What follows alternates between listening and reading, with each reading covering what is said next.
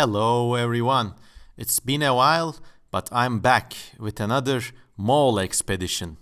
This one is gonna be quite different from the previous vintage malls I've explored because this is actually, while being vintage, a still living and vivid kind of mall.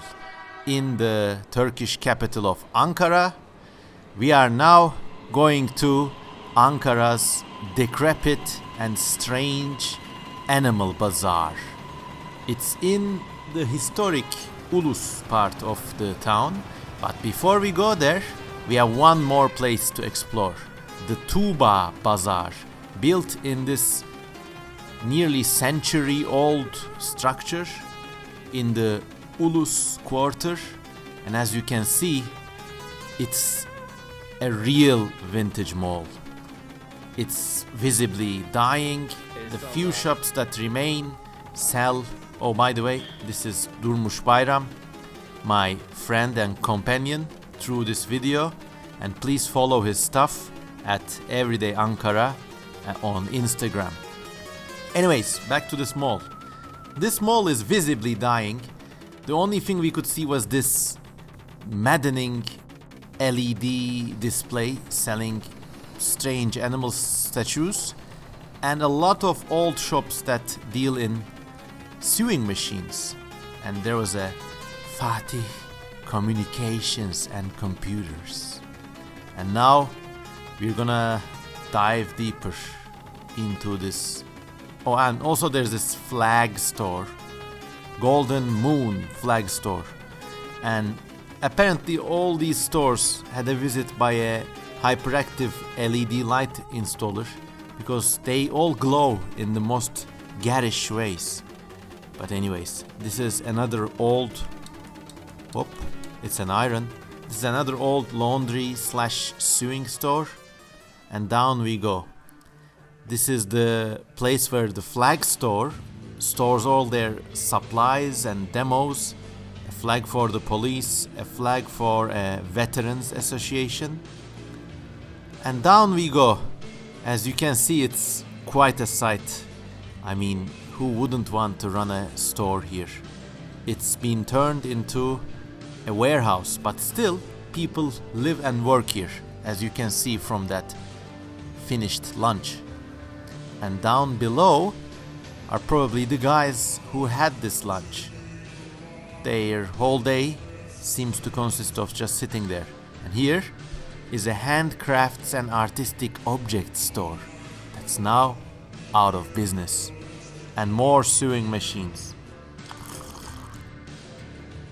Drink it in while I drink my coffee. So this is, here is a store with one suspicious looking guy, and he was giving us the look, and his store dealt in copper wiring for electrical engines. So we didn't stay too long, and out we started to go. Because as I told, this was not our main attraction. Our main attraction is the bizarre and maddening animal bazaar that's just a few blocks down the road. But before we go, let's take a final look at this duck and these dogs and other psychedelic statues that this psychedelic, insane, fit-inducing LED illuminated store sells. You wanna buy one of those elephants? Be my guest. Here's a Scooby-Doo statue. I really had no idea what this store was doing, what their business plan was, you know? But there are a lot of shops like that in Turkey, and somehow they survive, which I think is a good thing. So off we go, out of this depressing place, into the streets of Ulus, which are always beautiful, social and bizarre, and the Animal Bazaar. Its proper name is the Aquarists and Aviarists Bazaar of Ankara. And as you can see, it's this bizarre concrete structure that was clad in wood for some reason. And in we go. And here's Durmuş again, empty cages. Now, trigger warning before we go. You're gonna see a lot of animals in bad conditions in this place, and there's just no way getting around it. Here's some hamsters or gerbils or whatever. They're playing around in a sad imitation of man's struggle for dominance in a finite, closed society. But they're having a good time. The deeper we go, we will see some animals that are having not such a good time, such as these goldfish. Show boy, baby face, and ranchu goldfish, the label says. And up is mashallah, which is Godspeed. It is used usually to honor animals, cars, or other belongings that you want to perform well. And here's one of the many aquarist stores. And here is a tropical island waiting for a turtle that never comes. And one of the most bizarre, to a Westerner's eyes, parts of any Turkish pet shop would be these jars in which leech are sold. And believe it or not, Turkey is actually one of the world's leading exporters of leech. And leech are used for their medicinal properties. So you can just grab 5 of them and use them to cure an aching limb.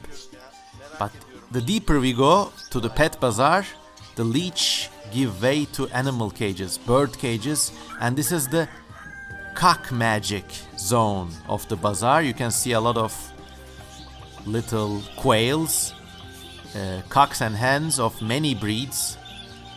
Some of them are actually quite spectacular and look very well cared for, despite being housed in such cramped quarters. And right around this corner, now we see this pyramid of feathers and meat, and it's this rather sad-looking cock. I mean, some of these animals really look like they wanted to be out of these cages. And this was just bizarre. Here a quail was just pecking around, overlooked by these fat meat chickens that were housed in cages that were just too small for their size. So they spend all their lives, days, until they're purchased in these shops and in these cages. More aquariums crowded with goldfish, and more leech. Just give it a suck. Maybe you'll like it. Anyways, the sound is maddening too. Here are a lot of parakeets and budgies and other parrots. And the deeper we go, we see some bird seed. I always like this sensation of sand or seeds in my hand. And down we go. So a part of this bazaar is now the pigeon seller's arcade.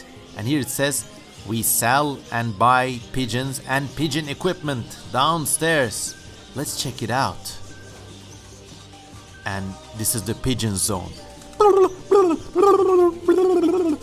And this place had an aesthetic all of its own. I mean, maybe it's not visible in these shots, but feathers were flying in the air. These birds were all over the place, and some of them were quite fancy pigeons. They're sold for a lot of money. And this whole bazaar or arcade or whatever hasn't changed since the day it was founded in the late 1960s, I guess. And here's a father's lesson. He says, never trust anyone, not even me.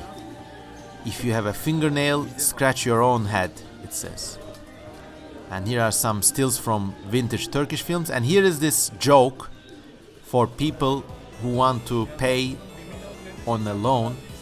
And basically it says you need to bring in all sorts of records before we even think of giving you a loan.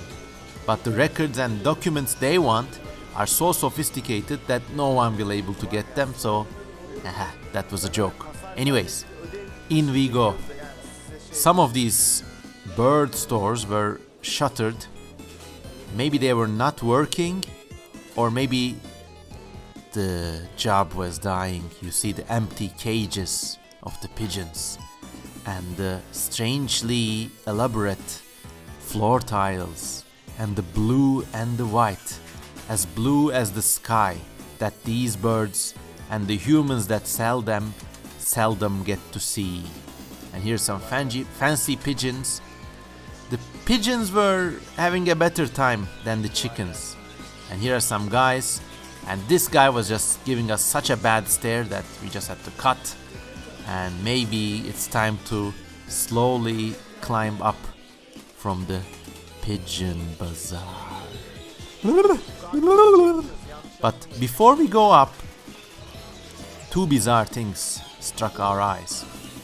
Here there are two stores to sell if you want to buy them. And here is a PlayStation 2 cafe, saloon. PlayStation 2 is 19 years old. They haven't changed it. And here, for some bizarre reason, suck it in, people, drink it in, is the picture of this melon head cichlid. So these ornamental fish are not found in nature. They are actually hybrids. They don't occur naturally, and they're prized for their extremely huge bulbous foreheads. So there was a photo of them, of one of them, for no reason. And look at this, the capital, paradise of birds. It's a sign with all the weird LED signs and the fluorescent lightning, but inside this sign, the birds are actually living and nesting. How dystopian. If they only knew their whole life was a sentence spent in an advertorial sign. But are we any wiser than those? And here, for no reason, is a coiffeur or a barber shop. If you're just too tired of selling or buying birds, you could come up here and get a haircut. Give it a good shave. And here are some other stores. This store actually sold salt and minerals, and these guys were selling the salt. And for no reason that I can tell, in the most bottom part of the animal bazaar is this salt store, salt products. One of them is patterned with Islamic signs, others with the portraits of Atatürk or the nationalist signs or a sports team or Atatürk again. So all main religions of Turkey were represented in this salt shop. And here is another tailor's shop. They somehow never go out of business. Maybe they clean sheets, I don't know, but look at this. This is just pure new retro wave visuals with this purple, blue and pink salt shop.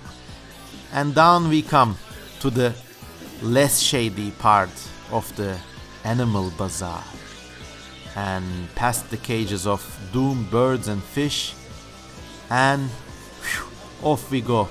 I mean, this was a challenge because this is not a dead mall, it's a vintage mall in which the trade is somewhat questionable. So a lot of guys were giving us these bad looks. So on the soundtrack, you can maybe hear it. We were actually forced to apologize people and just say, we're just filming around, we're students. But of course, we were filming this amazing pet bazaar in Ankara, the Turkish capital, which is as beautiful as ever. And before going, I would like to thank my friend Durmuş Bayram. He was with me during this entire shoot, and without him it wouldn't have been possible. So please visit his Instagram page. And also a special thanks to my Patreon friends as well. I love you all, guys, and thanks to you, I was able to afford the tickets for this trip to Ankara. So thanks for watching, and let me know what you think, guys. I think this was the most disturbing mall trip that we ever took with you. Because the previous ones, yeah, they're vintage malls, but here the animals are not being treated great, is the softest way I can put it. So let me know what you think. And please, once again, like my channel, subscribe, like this video, and always consider donating to me on Patreon. Without your contributions, these trips would still take place, but I would be a lot less enthusiastic about taking them. So that's all, everyone. Have a nice day, and always adopt pets instead of getting them from pet shops. Goodbye.